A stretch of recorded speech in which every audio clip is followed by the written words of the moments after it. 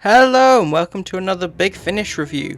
We're going to be going back to the Lost Stories range, and specifically we're going to be looking at some of the content that we were originally going to get for the second Doctor for his third and final season. Big Finish were able to adapt quite a few stories from that era that were sadly never made. Due to many reasons, a lot of the stories were cut for budgetary issues and whatever, which is why we ended up with very cheap stories like the Crotons, the Dominators, and of course the Space Pirates. Today we're going to be covering The Queen of Time, written by Brian Hales, adapted by Catherine Harvey. And before we get into the review, I'd just like to say, if you haven't already, I would greatly appreciate it if you supported the channel by hitting subscribe, turning on notifications, liking, commenting, and you can find and follow me on Twitter here. So, going through the synopsis of The Queen of Time, it is quite clear that it is very much a remake of the Season 3 story, The Celestial Toymaker, which at first may sound like a rather lazy idea, but honestly, this version of the story is just so much better. The sad thing is about the original Toymaker episode, it had so much potential and interesting concepts.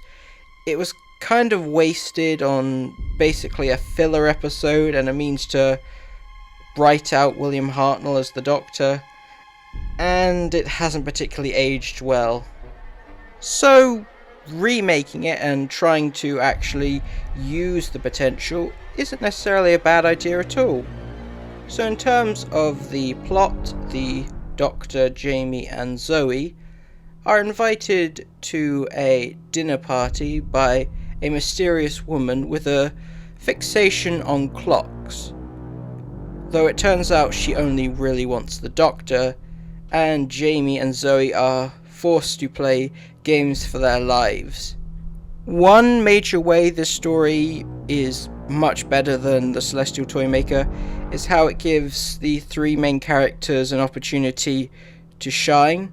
Since they are put through a variety of different scenarios where they have to play for their lives, each of them gets to show off their skills in order to get out of the situation. So we have the Doctor with his sly cunning, Jamie with his very hands-on, gut instinct approach to situations, and Zoe's cold, calm logic. I talked about this briefly back in the Companion Chronicles video I did a while ago.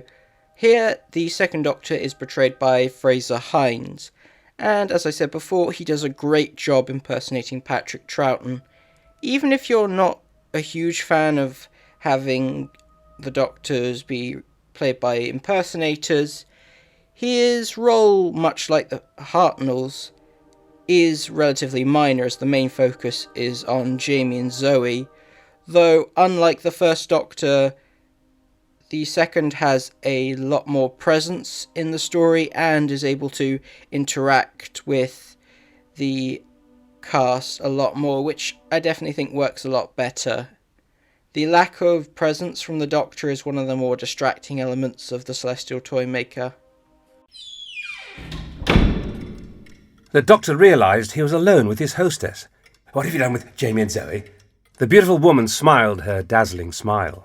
Two's company, four's a crowd, don't you think? Well, I really hadn't, Oh, Doctor, no need for pretense. I know you came here to play. He stared at his hostess. There was something familiar about her. Well, if we're laying our cards on the table... Yes? I came here because the TARDIS was trapped in your time loop. I had no choice. Oh, there's always a choice, Doctor. The main aspect of this story is Hecuba, the Queen of Time, played by Caroline Faber, and I must say she is a far more interesting and entertaining villain than Michael Goth's Celestial Toymaker. While he did a decent job at being very subtle and quiet, Hecuba is a much more active presence in the story and is a lot more sinister and funny.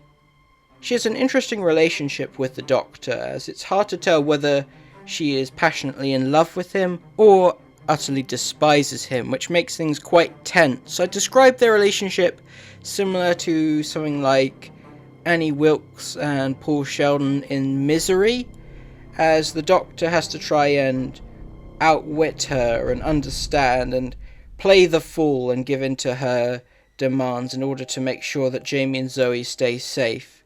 So you never quite can tell whether they're on the same page, and that raises the tension quite well.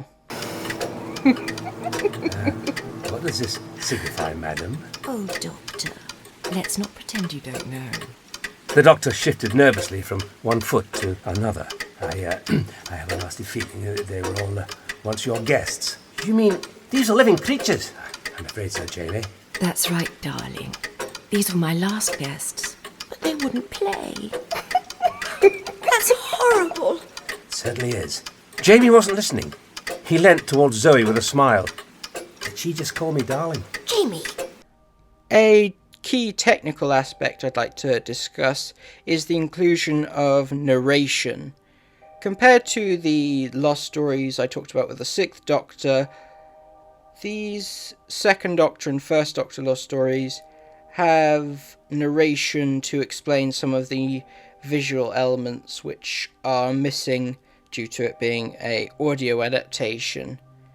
It also gives the vibe of a missing episode soundtrack, much like Marco Polo or Evil of the Daleks, where one of the actors would narrate the missing scenes. So it gives a good bit of synergy. And honestly, I think all of the Lost Stories should have had narration, as I do think on occasion they struggle with the jump from visual medium to non-visual medium sometimes. At first, the Doctor didn't notice the TARDIS slowing down. The gentle ticking of a clock. Of many clocks. But he noticed when the TARDIS suddenly ground to a halt. The space-time ship had been traversing the vortex much as usual. The Doctor was checking the coordinates while Jamie and Zoe played backgammon, a game at which Zoe excelled. And when it comes to those visuals that they describe in the narration, I can definitely see why this one didn't end up getting made, because there are far too many complex time visuals which sound really cool, but I have no idea how they would have been able to pull it off back in 1968 or 69, whenever this would have came out. To conclude, The Queen of Time is considerably better than its predecessor, the Celestial Toymaker, and while it never would have happened, I kind of wish we'd lived in the world where this story ended up getting made over the original. I really recommend checking out this one. Thank you for watching, and I'll see you next time.